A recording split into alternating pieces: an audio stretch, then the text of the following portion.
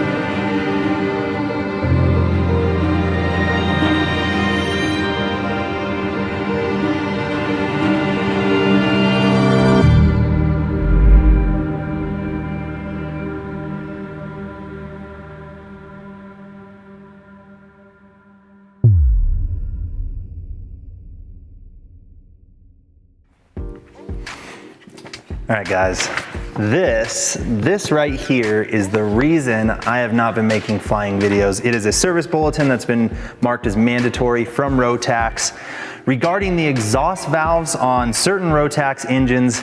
Unfortunately, all the 915s are included in that service bulletin. The service bulletin has to do with the sodium-filled exhaust valves that are included in a lot of the Rotax 900 series motors. The reason stated on the service bulletin is that due to deviations in the manufacturing process of the exhaust valves, an exhaust valve cracking / fracture may occur. In consequence, this may result in a malfunction of the valve train and subsequent engine stoppage, which, you know, I have been a glider pilot once before unplanned.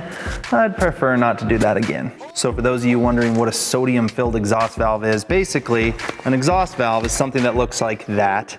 Basically the stem portion or the shaft portion on a sodium-filled one would be built in a way that it's hollow and it's filled with sodium. Now the purpose of the sodium inside of the exhaust valve is basically just to help dissipate heat. You know, heat is a byproduct of horsepower, so a lot of these high performance motors are gonna run sodium-filled exhaust valves. And the way that it works, the sodium inside the exhaust valve sort of works like perspiring for a human or sweating. And what happens as the valve goes up and down, the sodium will splash up and down and help transfer the heat from the main portion of the valve, being the base of the valve, all the way up to the top. Due to the nature of the 915, the amount of power and heat it puts out, you have to stick with sodium valves, so we can't just go back to a solid stainless steel valve. And as far as I know, there is no real timeline of when they're coming out with the new replacement valves, but since this is a mandatory service bulletin, they're saying this has to be done before the next flight, so we're kind of just stuck grounded. You know, I'm kind of on the fence of how I feel about this. Obviously, there's a side of me that's kind of bummed because I'd like to be out flying, but then there's the other side that appreciates finding out this way rather than, you know, if I were in air and having the engine go silent. And that's one of the things I know a lot of you guys had brought up. Why don't I go to one of those auto conversions? You know, there's like Viking engines, and a lot of people are starting to run snowmobile motors in these things. All good, that sounds great. But in instances like this, a lot of those manufacturers of either auto conversions or if you're just taking a snowmobile motor and putting it in your airplane, you're not gonna be notified from the manufacturer of issues like this in order to keep you safe. You know, a lot of them really aren't rated for this kind of application. So while I am on kind of the fence because I feel a little bummed, I really do appreciate Rotax notifying us and at least trying to keep us safe. You know, better to be on the ground wishing you're in the air than being in the air wishing you're on the ground. And one of those times when your engine goes quiet is one of those times that you'd probably be in the air wishing you were on the ground. So anyway, guys, that's the story. That is why I'm grounded. No flying adventures, at least for the immediate future. I apologize. I'm gonna try to do my best though to come up with content that's still fun, even if it doesn't have the airplane in it. It's kind of weird.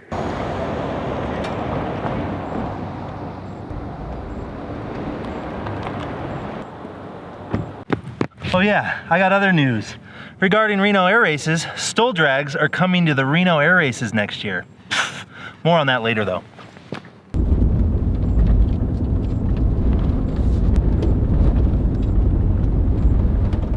Whew.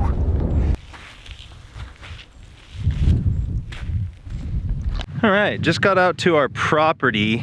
I know I haven't updated you guys on anything out here in a while, but basically we are still at permit with the county. They sent back some corrections and everything works at like a snail's pace just because of how busy everything is in Washoe County and the Reno area right now. But we're pretty close to permit. We did have our grading permit done a while ago, and part of that was the gravel for the driveway, and we've been holding off on it.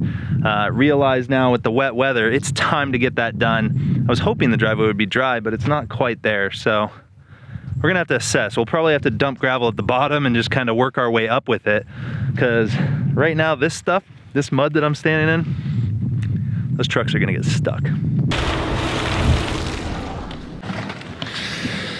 Yeah, I don't think any dump truck's getting up this right now.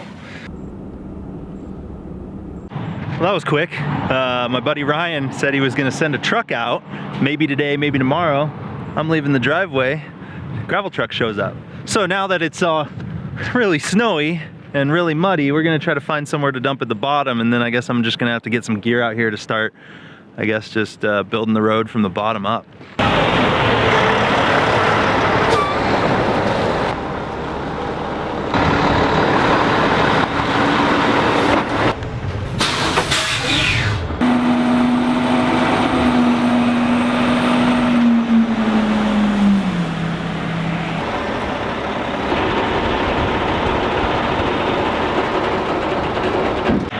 I don't know, I think we got the wrong dirt. That was, when he was dumping, I was like, that doesn't look like road base, and turns out it wasn't. That was structural backfill, so we're gonna have to deal with that. All right, just made it home. The wife left the back door of her car open. Good thing we live in a nice neighborhood.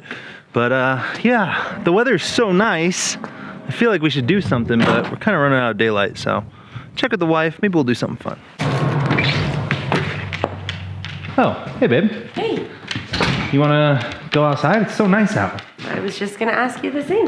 Of course, now the sun kind of went into the clouds, so it's not so nice, but maybe we'll just take the dogs up the street.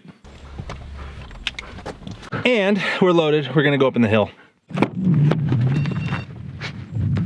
Go on, run away. All right, so I think we're gonna wrap it up here.